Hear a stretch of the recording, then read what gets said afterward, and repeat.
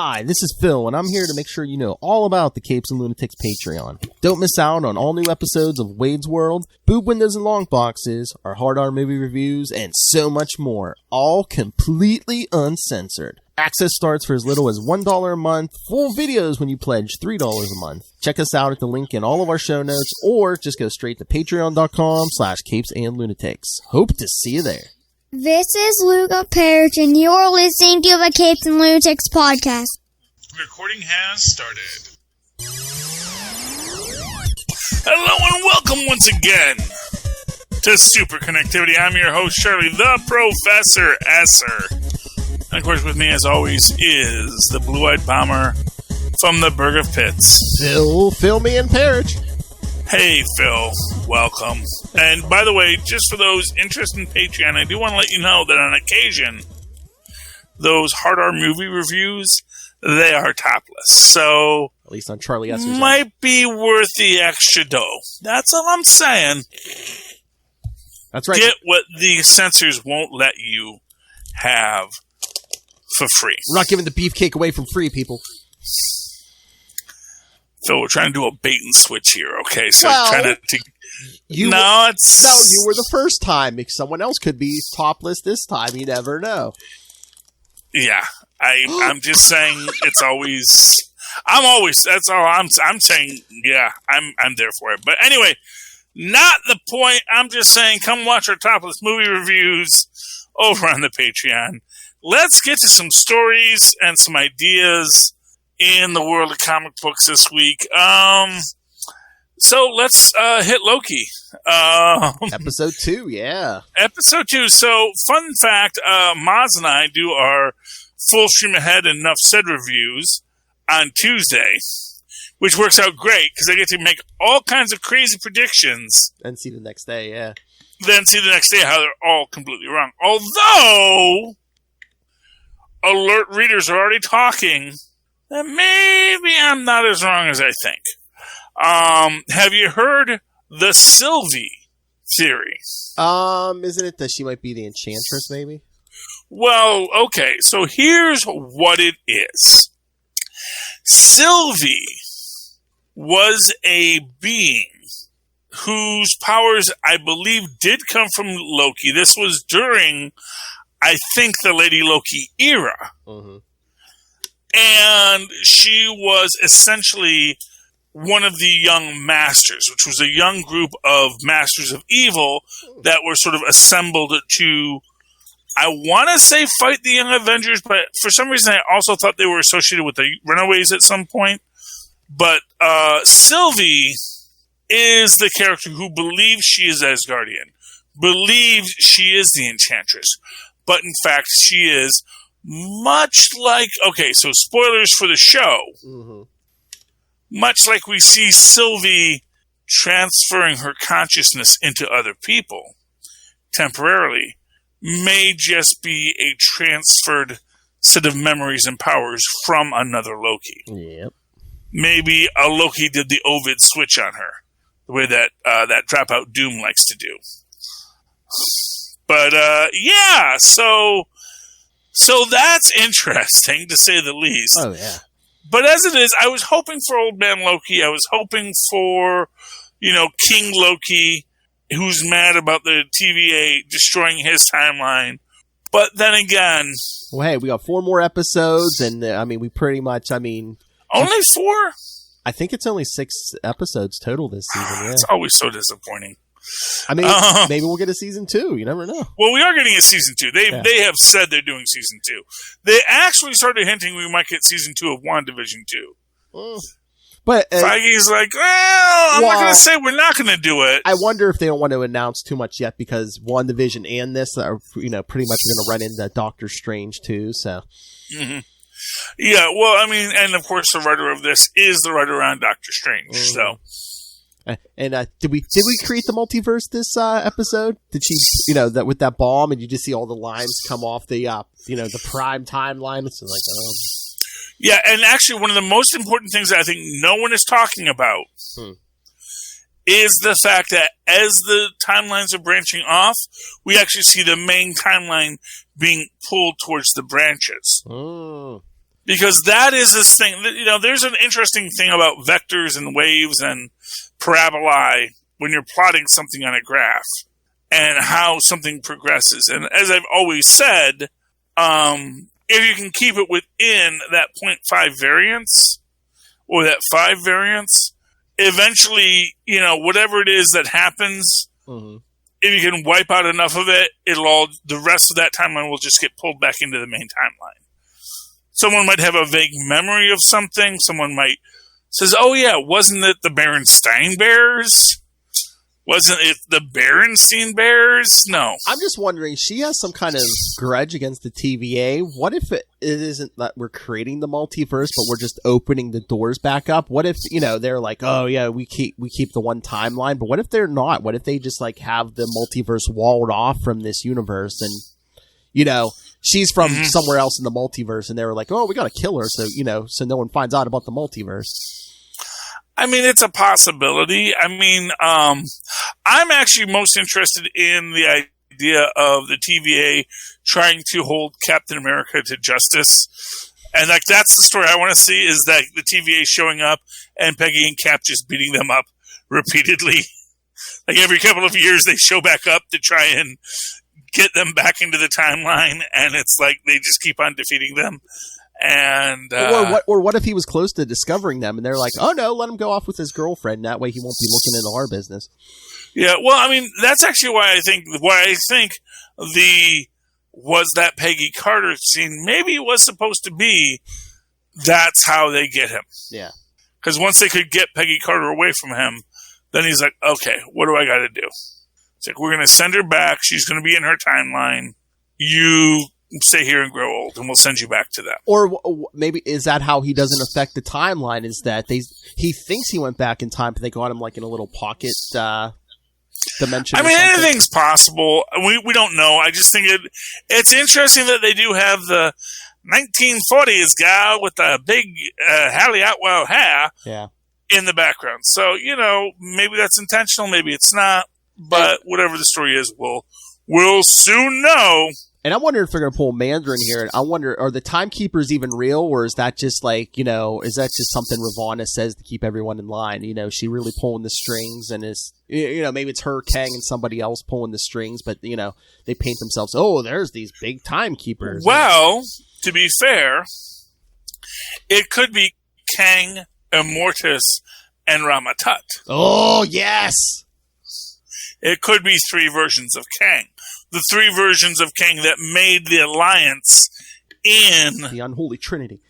Yeah, but at the end of the multiversal war, 3 Kangs came to a peace and said, "Well, we need to keep the universe being what we need it to be for now. We know we're all going to branch off into our own things, but we need it to be stable until we get to that point." What if they're all Kangs from different timelines, and they're like, "Oh yeah, how we stop another temporal war? We gotta keep people from learning about the multiverse." Well, or whatever, Yeah. But and it's keeping differentiations on the Kang construct from coming, because that's the thing. If you think about it, like when you think about a multiversal war, who wants a multiversal war? Kang. Oh, yeah. Kang is going to conquer, because once he's conquered one timeline, the next logical thing is to conquer the next timeline over, but that timeline has already been conquered by a Kang. So it is just this battle between various Kangs or other people. So maybe, that was a plotline in an alternate timeline in the MC2 universe, where effectively the Nazis won World War II, but then Dr. Doom killed the Red Skull and took over.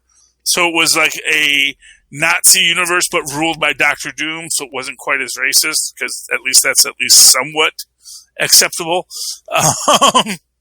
And they did like a little mirror universe. Those are fun books when they go to that universe. But we've gotten a bunch of stories with Council Cross Time Kangs and stuff. Yeah. Yeah, and that's the idea. Like, there could be these alternate universes, but my point is that in that multiversal war, you could have had a Doctor Doom universe where Doctor Doom conquers, and Doctor Doom is the time-displaced conqueror of the universe.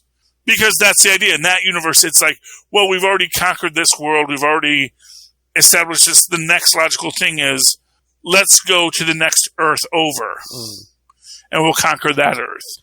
Because Earth is the best one. So why do you want to conquer, Mars when you could just conquer another Earth? And, I mean, do we want to talk about the real hive of scum and villainy? What was it? Roxcart? Oh, Roxcart. I like Roxcart. It is a logical outgrowth of Roxxon. In 2050, yeah. In 2050. And man, all those disasters they're listing. And they're all vague enough. I'll bet you every single one of them happens. I bet you there was a hurricane in this, and they said there was a hurricane. It's like, yeah, there are hurricanes every year. Alabama gets hit by hurricanes, so that the idea that there will be a hurricane in 2050 that hits Alabama, it's not a big stretch. I know. That's the thing. It's like, a tornado hit this place, or a volcano exploded. It's like, yeah, they do that. Hey, Charlie, you know someone named Travis? Travis? What's good, my baby boy? I would tune in. My legs were literally shaking. Okay. You don't know that person?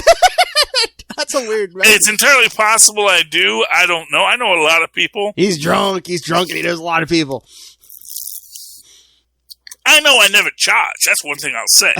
So right there, that's a lie. Anything else is entirely possible, but that's a lie. I don't charge for my good. When I do a good deed, oh my, it's simply for the good of humanity. All right, moving right along. Well, speaking of Loki, did you see? I think they said this week on Disney Plus, like their Marvel series, they're going to start putting them out on Wednesdays, like they did with Loki. They're going to keep going with that. Yeah, movies will be Fridays. And series will be Wednesdays. TVs will be Wednesdays. Because they don't want to step on each other's feet. Interestingly enough, Clone Wars is still on Friday, so we'll have to see what the Star Wars people do with all that. By the way, have you seen Clone Wars with Luca? No, I haven't. Okay, they're good. How excited is Luca about Luca? I think we're gonna watch it, but he's kind of like, he's 8. He's like, he doesn't know about someone else having his name. I was like, come on, there's gonna be all this merch with your name on it. Yeah, and maybe he's like, I don't want to be a sea monster. I don't know. Tristan's summer reading book is Tristan Strong Punches a Hole in the Sky. So he thinks that's pretty cool. Oh, cool. At least I thought it was cool. He was like, yeah, that's cool, Dad. You're very lame, but I like that you're happy, Dad. That's what he does. I like that you're happy. But no, I think it's cool. Tristan Strong Punches a hole in the sky. Could be cool. We'll see. Well, he'll see. It's on his summer reading list, not mine. But, yeah. So, yeah, that's that. But yeah, I mean, Loki, I like where it's going. Mm-hmm. I like the story it's telling. I'm interested in seeing where it goes next. I like that, okay, spoilers, they have Loki go through the door. So Loki and Sylvie are going to have a conversation next episode. Obvi. That's the other scene we saw with Loki and Sylvie at the end of all things, probably at the extinction event of the dinosaurs. Because that's where we see all the stars falling in the sky. Oh, yeah. It's like, yeah, well, I always find I can come back to the time of the dinosaurs. It's actually pretty safe. Most everything gets wiped out here. I bet you that's going to be a whole thing next episode. Mark my words. Oh, yeah, they already made that thing about, hey, you could always travel back in time to a place that's about to be obliterated, and no one will know you were there because the place is going to get obliterated anyway. Exactly. If the plane blows up, who knows you were there? The trick is every so often there will be a possible survivor. Oh, yeah. You got to make sure you don't run into any of those survivors. So you can be on the planes on 9/11. Don't be in the buildings because some people got out. We should be Oh, maybe is Sylvie going to be like a survivor of Asgard? Because they did go over, like the destruction of Asgard in this episode, too. I mean, that could be a possibility. Oh, man. Oh, it'd be cool? She's one of... See, the only problem with that is well, okay, so here's what it is. There are survivors of Asgard. But the idea of maybe someone got left behind on Asgard. Yeah. Maybe one of Volstag's kids, because we know Volstagg got iced. And maybe she's like, no, you didn't save my papa. I'm going to kill you all. Because Volstagg has like 800 kids. Oh, yeah. That's the whole shtick with Volstagg. They all could. They're all immortals. I mean, any one of them could.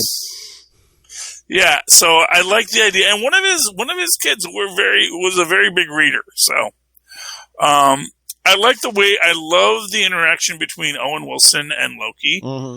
I mean, honestly, the idea of finding someone that could actually hold their own against Tom Hiddleston. Oh, yeah. And, again, do it with just being quiet, which is what you need. And we get, like, puppy dog Loki a lot in this episode, where he's like, hey, here's the thing I'm going to do. Hey, I'm Loki, which is fun. Yeah. I like it because it works within the character. It works with everything we've established about him. And it works within the idea that Loki is doing his own thing. He's like, yes, he's working with the TVA, but, whether or not he betrays the TVA or serves the TVA is only going to be based on what is actually advantageous for Loki. And that's the real point of this, is that Loki serves Loki. Although, man, I got to say this right now. If I do not get Mobius on a jet ski, I am going to be so effing mad. I want to see Mobius and, like, some tsunami's about to hit, and he's like, yeah! Riding the jet ski up the tsunami.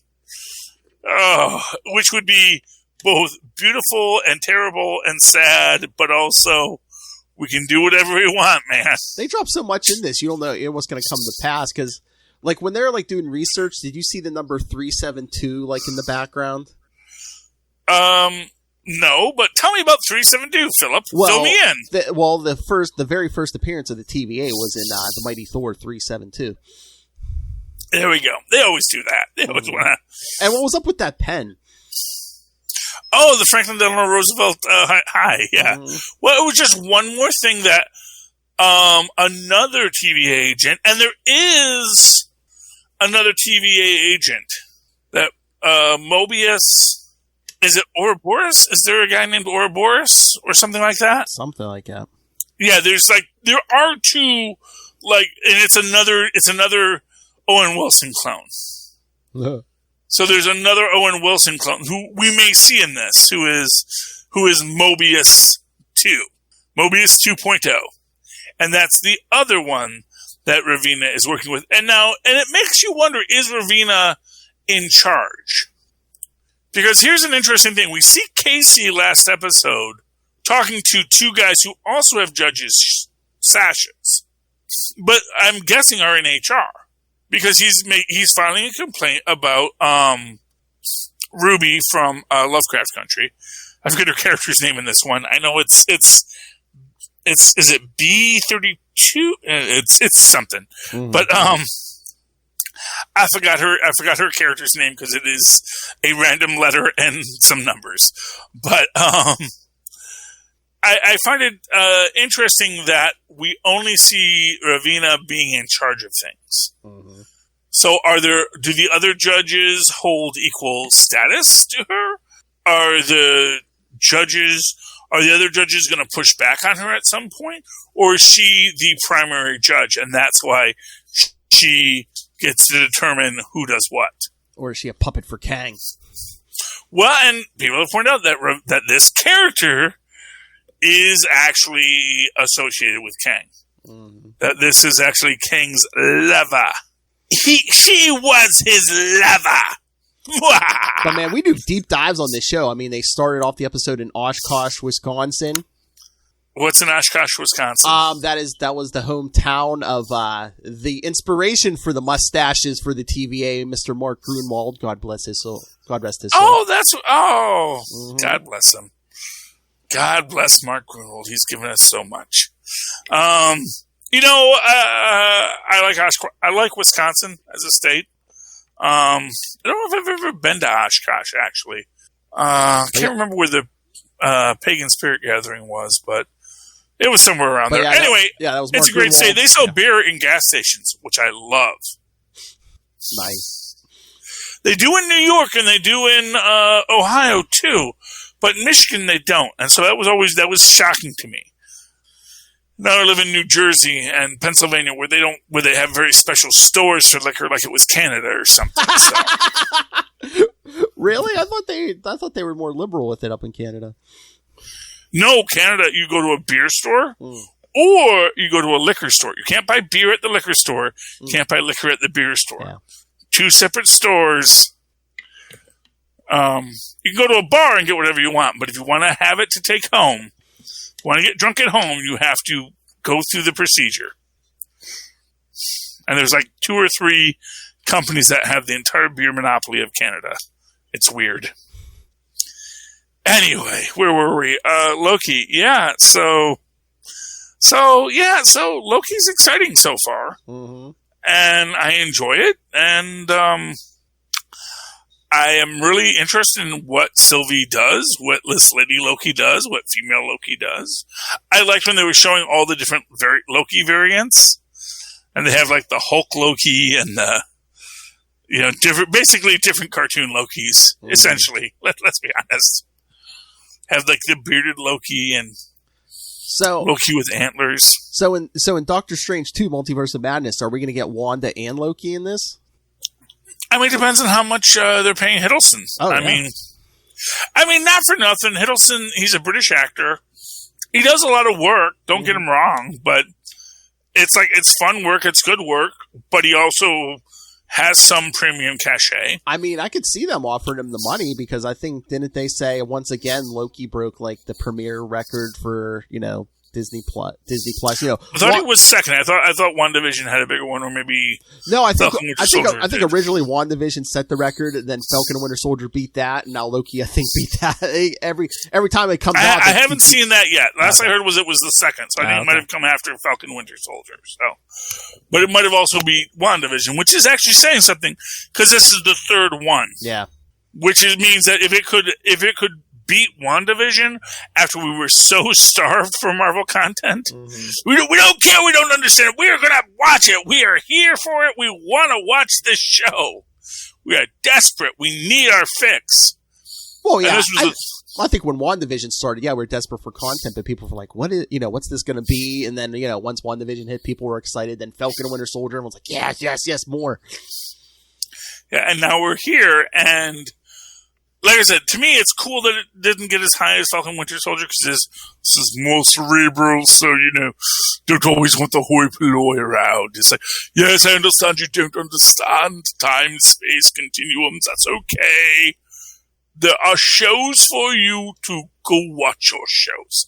Black Widow is coming out in just a few weeks, so they can go watch that. We're going to watch this.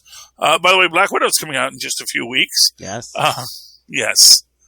I will be in the Pittsburgh area that Friday night, so. Oh, yes. We might have to do a showing, yes. Maybe we do a live show. Maybe we want to see it together. I don't know what your day is that day, but I'm in the area. That's all I'm saying. I thought you said you were going to do a show from the theater or something. No, I don't know if you wanted to go see it with me at the theater on a Friday, but maybe you don't have that time frame. I understand that.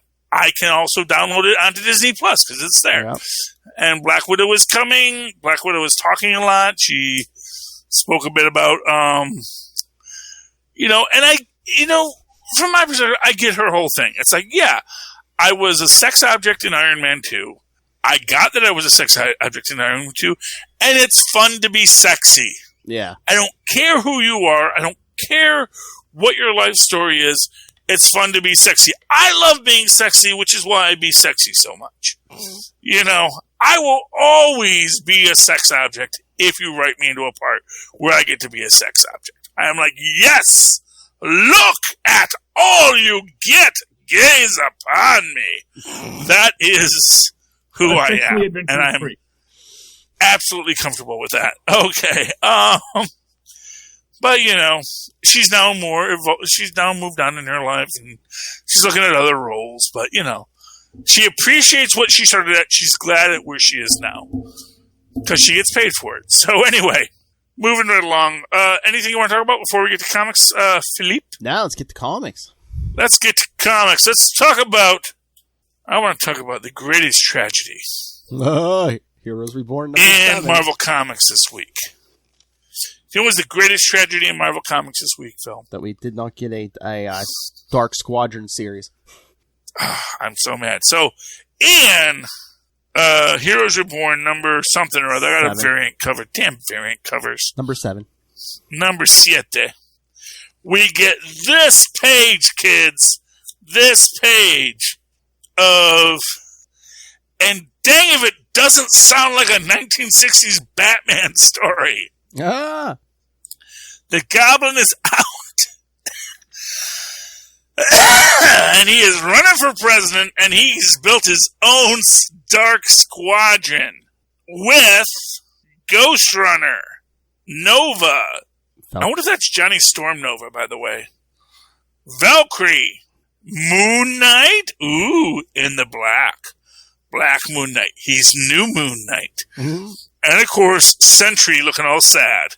And, man, and that we don't get a Sentry Hyperion beat down, that we don't get a Moon Knight versus Nighthawk. I mean, even Valkyrie versus Power Princess, whatever her name, yeah. Power Princess. I mean, we already know that Night Runner has come against what's his name before? Was that the Blur? The Blur, yeah. He used to be the Wizard. For those into your Squadron lore, he used to be the Wizard. And people thought the Wizard's name sounded silly. Especially when he had more yellow in his costume, too. Yeah. Well, by the way, can I just say for a moment, the most powerful scene, not that in this, is the Blur looking at when they go to the Nick Fury Memorial. Oh, yes, for former President Nick Fury, yes. Yeah, and the Howling Commander-in-Chief. The Howling Commander-in-Chief, and in Mephisto we trust, but then we see the Wizard that the Blur knows maybe don't trust Mephisto. He sold his marriage to Mephisto. Sound familiar, kids? Someone's gotta. But also what I love about this is we also see him being way more staid and human in this. As he's talking to Mary Jane and they're trading their marriage. Because literally he's almost a comic book character. Mm-hmm. Gee, he's a comic book character in most of this. And this is this one moment where he gets some humanity. So that's cool. That's just Mephisto at the bottom there. Yeah. Well, although it's interesting because, I mean, obviously, and this goes back to, when you talk about when you talk about the, was it the Earth? Which Earth was it with the evil, with the crime syndicate of Earth America? 3. Earth 3. Earth 3, yeah. And there's a line from that Ultraman who makes a point that there is no God in our universe, there's only Mammon. Mm-hmm. And it's an interesting little thing here where it's like, yeah, there is no God in this universe. There is only Mephisto. And it is Mephisto within his, darkest nature and his Randian, love of Mammon kind of qualities that informs this universe. So maybe this universe will survive this event and this will be like their Marvel's Earth 3. I mean, maybe, although, man, I gotta tell you, man, the whole, have they done Coulson dirty. Oh, yeah. I mean, granted, they've done Coulson dirty by this point already. But, we see he's got, what's he got, Phil, on the last page? He has the Pandemonium Cube. Yes, the Helihedron, our Pandemonium Cube. Yeah. Yeah, I don't know, man. It's getting dark here. I don't want them to do Coulson so evil. I'll be honest with you. It kind of hurts me a bit because I'm a fan of Coulson as a character. Unless he's an LMD or something. Well, I mean, technically, weren't they all LMDs originally? Exactly. Maybe LMD Coulson's like, I want to be a real boy. Oh, yeah. Well, that's the idea. But, I still say Coulson didn't die in Deadpool. Because if you look at the hobo at the end of Deadpool, the one where Coulson dies, that looks like Coulson dressed up as a hobo. And there's things he says in that make you go, hey, wait, is that Coulson dressed up like a hobo? Which makes me wonder, is the evil Coulson been an LMD this whole time? Just like the Squadron Supreme. And just like all of them trying to get... And are they cribbing from Agents of S.H.I.E.L.D. where it was actually the Darkhold that brought them all to be sentient LMDs? There you go. There's a story there, Philip. I don't know if you are looking for it, but I saw it. So, Phil, you pick. What do you want to do next? We got Weapon X, Captain America, Infinity Destiny, Fantastic Four, or, of course, Miles Morales. Well, you want to do Weapon X since we just did Heroes Reborn? Yeah. It's okay. It's good. I like it. I like the aspects of it. Again, the conquering of, parts of Canada by America. It's rough. Wolverine in this universe, he is created by the Hudson brothers. Yep. Although he still has his healing factor, which gives us an interesting take on the final scene. We have that he did kill Hyperion, but it was a very Death of Superman thing, which is actually an interesting thing because you'll notice that. Well, because Shaman enchanted his claws too. That's how he was able to yes, take on Hyperion. but you notice what's on Wolverine's shoulders? Here, wait, what page are you on? That's. Well, I mean, any of them. I see it. I see it. Yeah. Yeah, he's got the spikes just like someone else who once killed a being Doomsday, yeah. So they kind of like doomsdaying Wolverine in this. But, the end bit where they drop him on a dead... And first I thought, they're going to throw him into the sun. They're going to throw him on the moon. That's what I thought. No, they take him... throw him into the sun, but yeah, no. To be fair, he might have come back. Even if he could survive a dip in the sun, I mean, wouldn't the gravity just like keep him in there? Or? Well, I mean, arguably, unless someone comes and picks him up. Oh, true. And let's not forget, we just introduced ourselves a being with the power of 10,000 suns. Oh, true. And then never get a resolution for that. Because I'm sorry, that Dark Squadron, I honestly think all of those guys could have beaten the heck out of the Squadron Supreme. Oh, yeah. The Sentry is like, he could beat Hyperion. Easily. So, I don't know there. But, leaving him on the planet, but that we have, and this one, and it's interesting that they're going with a magical origin for Sasquatch here, it seems, rather than a gamma origin. Because he's got the horns, but he definitely, he makes his choice. Because he knows it's an unwinnable fight. Well, yeah, he betrays Wolverine because, the Squadron releases these hostages they have, and they say they'll let the rest of Final Flight, I guess, go. Yeah, and Canada gets to exist with, Ontario and Montreal. They've lost the Western provinces, but you know what? It's something they couldn't stop, Yeah. And that's the thing. And it's interesting here, because when you look back at the Nick Fury as the Howling Commando-in-Chief, and and you establish this idea that a president needs a superhero team. Ooh. And you open up this interesting idea that Nick Fury came back from World War II with a superhero team, including Power Princess and several others, all of whom apparently aren't the squadron we see now, but maybe other superhumans. Well, I mean, we like saw Namor. Yeah, I was gonna say, last week we saw, then we see like Namor, and Yeah, so he became president with his Squadron Supreme, probably with like Miss America, the Wizard, the original Wizard, Namor, and then a Captain America replacement, probably probably William Burnside's Captain America,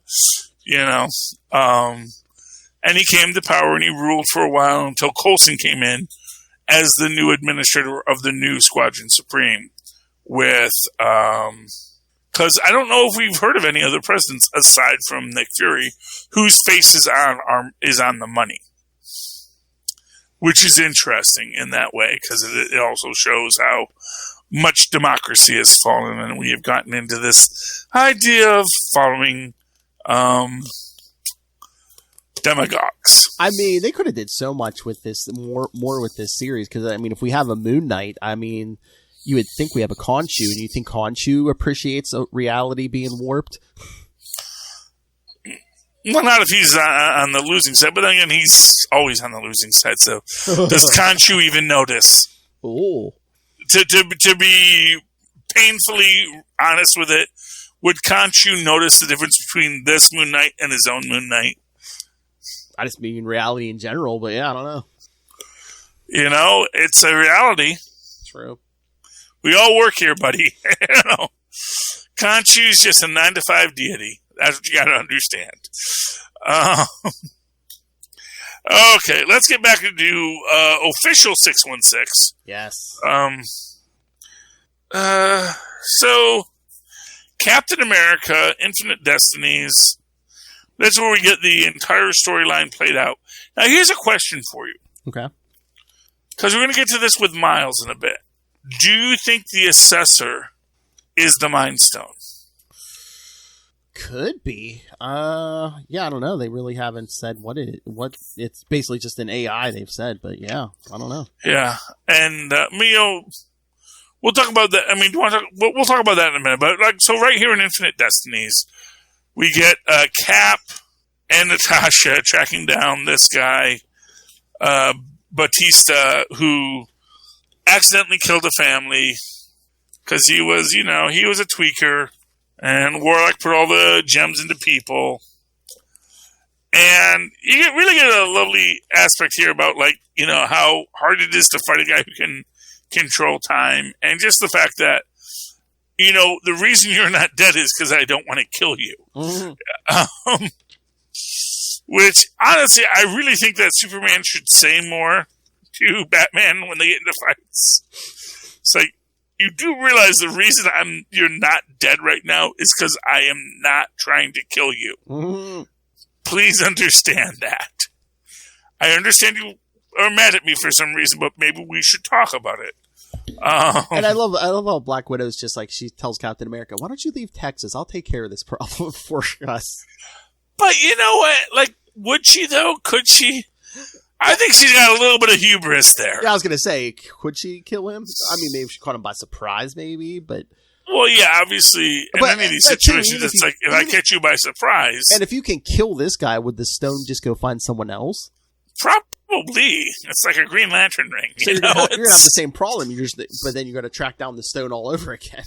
Yeah, exactly. Which is kind of maybe why gathering the stone people together, which is what he says, and how he knows that, I don't know, but we're just going to assume he knows. Oh, God. We're going to get a living infinity gauntlet. Well, you're going to get a bunch of people who are the stones getting together because he wants, because, that's the thing, you need an impetus. He has a goal. He wants to go back in time. He can't go back in time. But then again, it's the idea that even if you go back in time and you change that, that's not going to change your outcome. Or are the six going to combine and become like either something like a cosmic cube or a Beyonder or something? Yeah, our powers combined. Exactly. Anyway, but yeah, we get this. We get the little tracer of like, oh, it works that if you have this, you have that. So what is actually the Mind Stone? Let me see. Powered by the user's mastery of soul, can grant telepathy and intelligence. No, that's the Soul Stone, yeah. No, that's the Mind Stone. Soul Stone is powered by the user's mastery of reality, can preserve the soul to allow for life after death. Because the idea is that you have to have mastery of one quality, and then the stone opens up for you in your reality. So, wait a second. Look at the descriptions and look at the stones. Yes. So the Time Stone, powered by the user's mastery of space, yes, can allow a person to travel through time. Space is powered by the user's mastery of power, can allow the teleportation through space. And then, of course, powered by the mastery of mind can make a person more physically powerful. Now, that could also be the assessor, because if he is an AI, has a mastery of its own mind, if the Power Stone sought out an AI and made it just more powerful as an AI, it would, because it had the perfect mastery of mind, it had the perfect mastery of power. Interestingly enough, powered by the user's mastery of time, can allow the person to access the multiverse. I don't know how Star has an mastery of time, but I guess we're going to say she does. She's really good at schedules. Keeping everyone on a schedule. I don't know. Maybe she was an admin before this. We get a little backup story in this of Cap and New Fury. Nick Fury. Junior, yeah. Nick Fury Jr. Well, everyone just calls him Fury. I like Cap not like wanting to beat the heck out of Nick Fury in this. It's just like, you really want me to hit you? It's like you do know I'm a super soldier, right? But it's interesting, and we can see that Fury is going to be centered to this. I really wish this had all come out during the original time of the Infinity stories. Yeah. But because now it's like, oh yeah, that was a thing. COVID ruins all the stories. But the fun continues in the Black Cat annual. Yes, it does. I can't wait for it. That's next week, kids. You want to talk Fantastic Four? Oh, Lord. The Wedding of Doom, yes. You know, there's a part of me that wants to say, yeah, Doom is just that stupid. He's a college dropout. He's a petty dabbler. He doesn't know what he's doing. But like, part of me is like, no, he's a paranoid nut job who was trying to lure, and apparently before he goes on his grand space adventure, he needs to bring all of his enemies to a place and then have a arguable reason why he's going to kill them all. And the best way to do that is to have Johnny Storm shtup his fiancée. I just love there at the altar. She like tells him, "Yes, I've been intimate with Johnny Storm," and then it's like you see like the shock and horror on everyone's faces, except Namor, who just like bursts out laughing. Well, of course he laughs at that because it's ridiculous that Doom is actually my favorite thing is Reed smacking Johnny in the back. Oh yeah, he stretches all the way past the other two and smacks Johnny in the back of the head. I'm surprised it wasn't Sue smacking him in the back of the head. Well, she might not have been close. Well, yeah, she could have used a force field, I guess, but yeah. But it's just the idea that it's just Reed. It's like, you. Well, Reed's closer. Maybe he got to it first. Yeah, part of me kind of thinks that maybe it was just like, you could have told us, Johnny. Maybe data we needed going into this storyline. You slept with new Hitler's wife, soon-to-be wife. Okay. Yeah, well, you know, it's just... but again, like I said, it's not like Doom doesn't have... Because literally we see his freaking 3D head floating over the bed. He's like, hey, baby, how you been? And she's like, I'm fine, honey. How you doing? As freaking Johnny Storm is under the bed. And you're going to tell me You're going to tell me Doom, if he can just show up in that room like that he can't see what's going on in the room? He doesn't have like a 3D, 365 or 360 degree view of the room, X-ray, gamma ray. Or are we saying, Doom got a new woman, and now was he ready to turn over a new leaf, and Johnny Storm just like pooped all over that? Not in the slightest. Not in the slightest. Don't even. He stooped a lady in Infamous Iron Man. Well, that's what I was going to say. Shouldn't she have been like, you have a baby mama out there somewhere? Well, as far as he knows, his baby is dead. Yeah. Although, actually, he has an alternate universe baby with Morgan Le Fay, who he doesn't like either. So see, he's a deadbeat. He don't pay child support. Come on. Yeah, he's such an unlikable, unlovable character. And when you can say that Joker is a more interesting character than Dr. Doom, that says a lot. When the Joker's more well thought out than you. Yeah, he is just so bad but again, it's like to me, it's like this was all his plan, obviously, from the start. And the whole thing with Skye not returning Johnny's calls, is Doom going to kill Skye as revenge or something? No, she's going back to her homeworld because as we saw, the new puppet master made everyone get out because she's like, "You're trouble for Johnny, and you're no better. Get the fudge out." Yeah, but what if Doom tries to kill her, though? Because I was going to say, as revenge, Doom could try to sleep with her, but I don't think that's going to happen. But no, was Doom going to try to kill her or something? Your soulmate. I mean, why? Honestly, it's like... Because Doom is petty. Yes, but he also... that's the thing, it's like... But also Johnny Storm is like...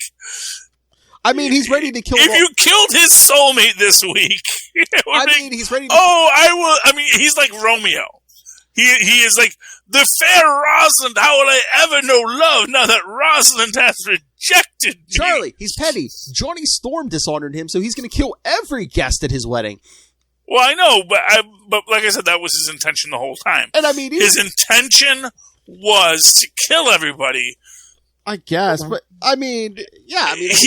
Even Johnny... He's writing a story where he looks like the hero. Yeah. Where when he kills everybody, it's like, honestly, it is just such a pathetic, weak move. Before I go do this other thing, I gotta make sure I kill everybody on Earth. It's just like, dear Lord, Dr. Doom, stop being... petty. You know what? Stop being a freaking dropout. Read a freaking book. Try to apply yourself. Try to understand. You're not better than anybody. Because honestly, everyone sucks and so do you. So that is the moral for Dr. Doom. That is my mantra I want Dr. Doom to start saying to himself. Everyone sucks, but so do I. You know what? Everyone sucks, but so do I. And to get peace with that, because the dude's just effing up everything. I think he was serious about the peace, I'll forgive all sin. Because No, he was never. Well, no, he was never. To save face, because he's going into space, so instead of, I'm running from my enemies, he doesn't want people to think he's running from his enemies. He's like, I was the bigger man and forgave them for their transgression. No, except that he intentionally did that. Because he set up a situation because not for nothing, he knows Victorious. Honestly, I wouldn't be surprised if he was like shooting her up with something to get her horny. I'm just going to say that. I'm going to say it would not surprise me that that's like the whole thing, is that he was totally trying to play this, because there is no way he doesn't know at that point. There is no, and even like freaking Victoria says this to him. When Johnny Storm tries to sneak out, it's like, you are a man made of fire. You do not sneak. You cannot sneak anywhere. So what are we supposed to take from this, except for the fact that Dr. Doom wanted this blow up so that he could seem noble in his killing of his enemies. And my opinion is that was always his intention. His intention was always that He was going to kill his enemies, blow them all up, and then go do whatever this next thing he's going to do is. Not that anyone wants him to, because none of the Guardians are like, oh yeah, Doom, so glad you showed up. It's not like we didn't have like 4 freaking technical geniuses on this team already. And people that had like mystical powers and mind swapping. And it's like, what do you bring to this team, Doom? Oh, really? What are you bringing? Oh my god, read the last couple issues of Guardians. The last issue, I cannot wait for the next one. Yeah, he was trying to do the mind swap thing, and then they like trapped him in the body of Rocket. No, I know, I read that one, and it's like, what do you bring to this team? Why are you here? Did someone invite you? Are you just like... You ever see the ex-presidents on Saturday Night Live TV Funhouse? Yeah. And like, you know, Bill Clinton tries to join the ex-presidents. You know, and he's like, you don't have powers, dude. You're not one of us. You weren't at the Celebrity Pro-Am golf tournament. You weren't struck by lightning. You don't have superpowers. You don't bring anything to the team. Please go home. You know? And that's really it. It's like, he is not him trying to ingratiate. And again, it's that exact same idea. And to which I'm going to say, you know what? You kind of get the feeling like he kind of left town after all this. He's like, yeah, I'm going to lead you now. It's like, nobody asked you. Nobody invited you. Who are you? You got armor, so you're Iron Man? Okay. No. You do some magic? Are you like Doctor Strange? Well, no, I'm not the Sorcerer Supreme, but you know, I can do magic. Good magic? It's like, I can do magic. So you're a poor man's everyone else? He, you know what? He's a dabbler. He's a jack of all trades, a master of none. And that is the truest thing you can say about Doctor Doom in this universe. Well, yeah, think about it. For, you know, his origin. Yeah, science literally blew up in his face, so he's like, oh, F you, Reed Richards, I'm going to learn magic. Dear Lord, it's Dr. Doom. It's like, he's no Otto Octavius. That's all I'm going to say. Exactly. And not just that Otto Octavius is like some great genius or some guy that can think ahead. He's not. But he knows who he is. No. He knows he's a Spider-Man villain. And he is very comfortable in his wheelhouse. Stays in his limits, yes. You know, well, he's like one of the best Spider-Man villains. Yeah. That's his thing. And Dr. Doom, he just wants to be everybody's villain. It's like, you can't be everybody's villain. It's like, at best, you're a petty annoyance to Doctor Strange. You are, you know, a guy that Reed Richards feels sorry for. You know, you're a poor man's Tony Stark. That's literally who you are. You can't even pay what you owe Luke Cage. Come on. Oh, man, he's lucky Luke Cage didn't get mad at him. He's here for his money, honey. Oh, man. All right, Philip, do you have any other... Oh, we got to talk Miles real quick. Yep. Good old Miles. Oh, yeah. What is... Salim, the bad guy, Miles. Oh, yeah, because there's like these 3 clones, yeah. Yeah, there's Mind Spinner, and what's the... all he says is Glurp, but what do they call him? Shift? I think it's something like that. Yeah. But he's the one with like limited control over his bodily structure. Mm-hmm.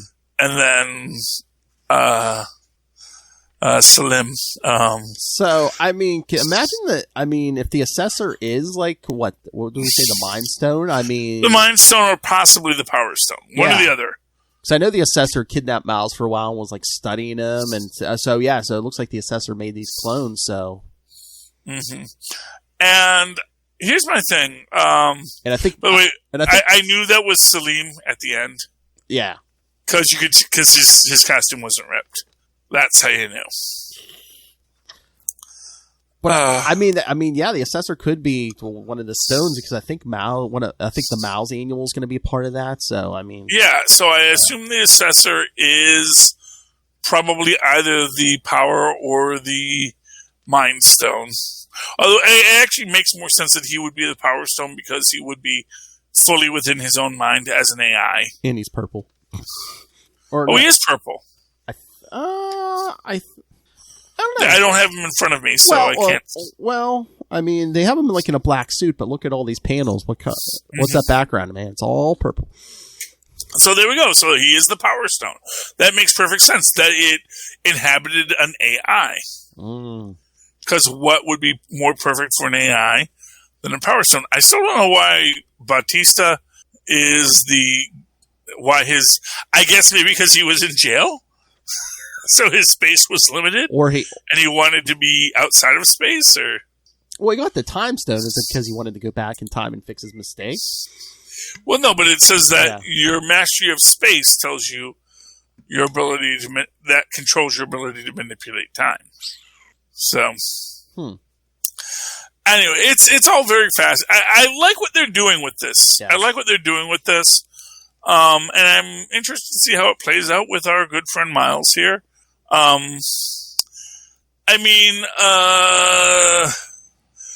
Salim is so evil and so angry.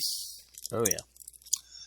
And, I wonder how this is going to end. I really do. Because are they going to be able to stabilize the clone? Are they all going to turn to dust at the end?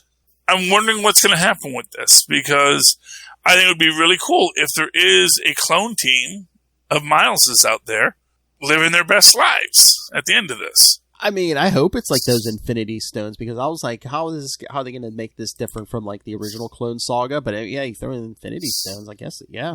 I mean, I guess it is already somewhat like the Clone Saga. First off, it's not, a guy sexually obsessed with a, freaking college student to start off. So, yay for that. The Jackal. God. Yeah, that was just weird. Even in Heroes Reborn, too. Yeah, honestly, well, they have done so much weird stuff with Gwen Stacy over the years. I do not know what to do with it anymore. The whole goblin babies, I'm just like, what now? Oh, we don't talk about that.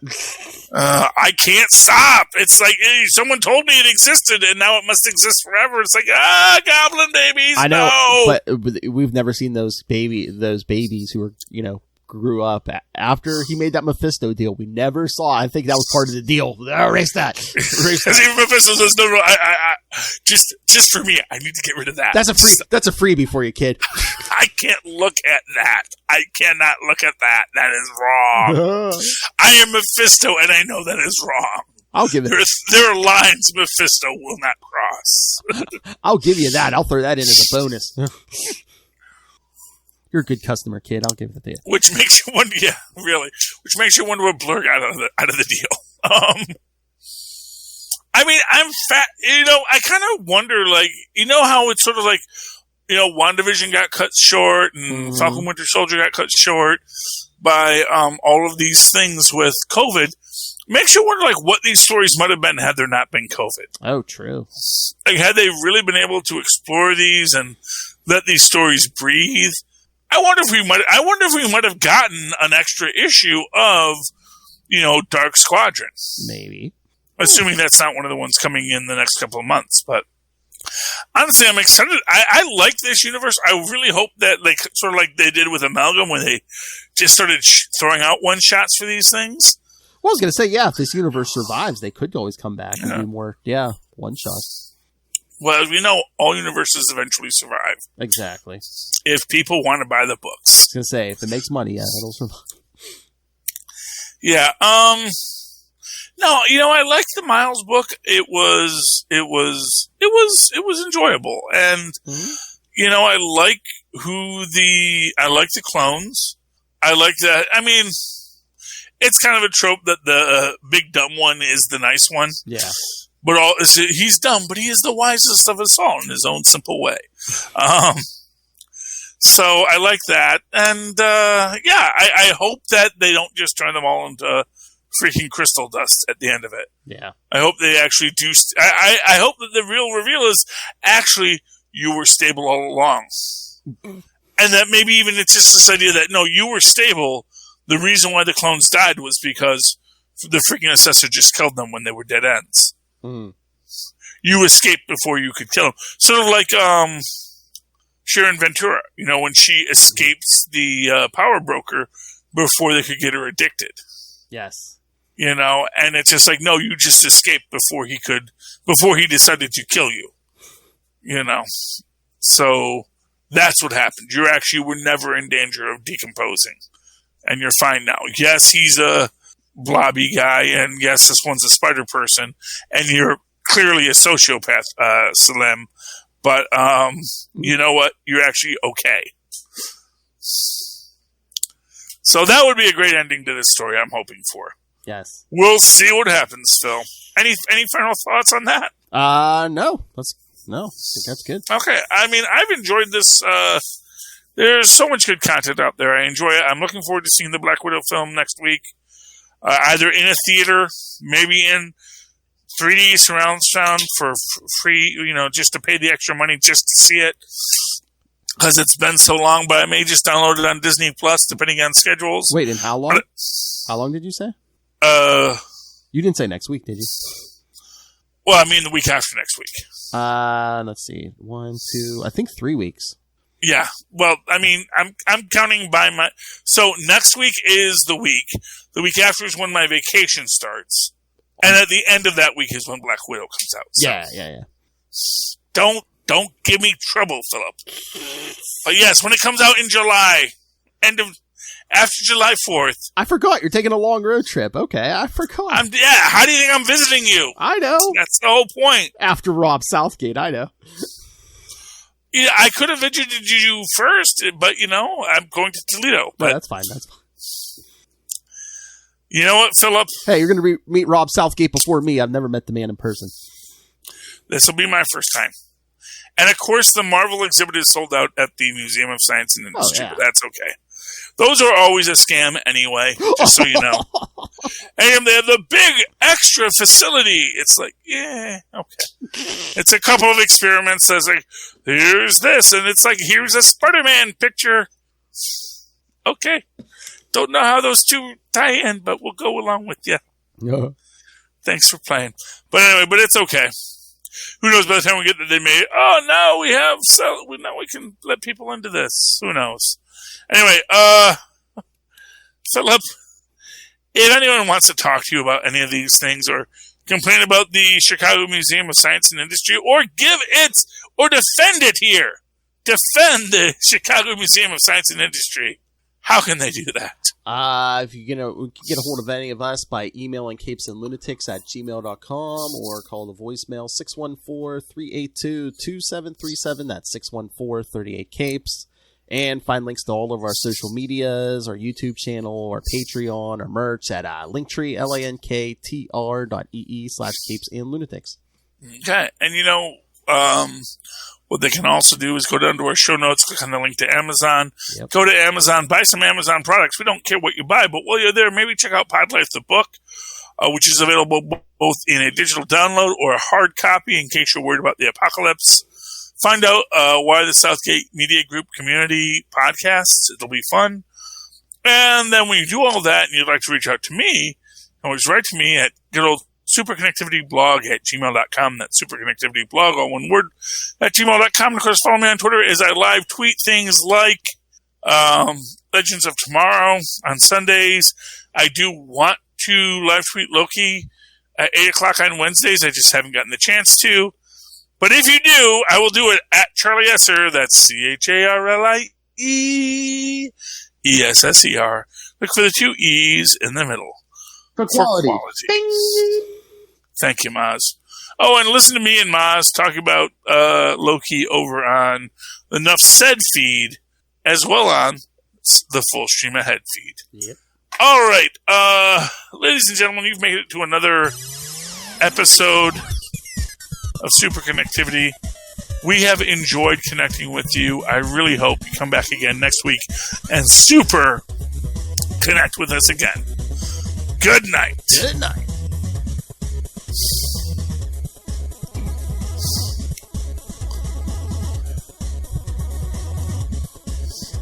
This was fun. More fun than Doom's wedding. That was not fun. No. The only one who had fun there was Johnny Storm. Well, before. Well, you didn't have fun at the wedding. You had fun before. That's what I said the wedding. before. Yeah. First bachelor party ever.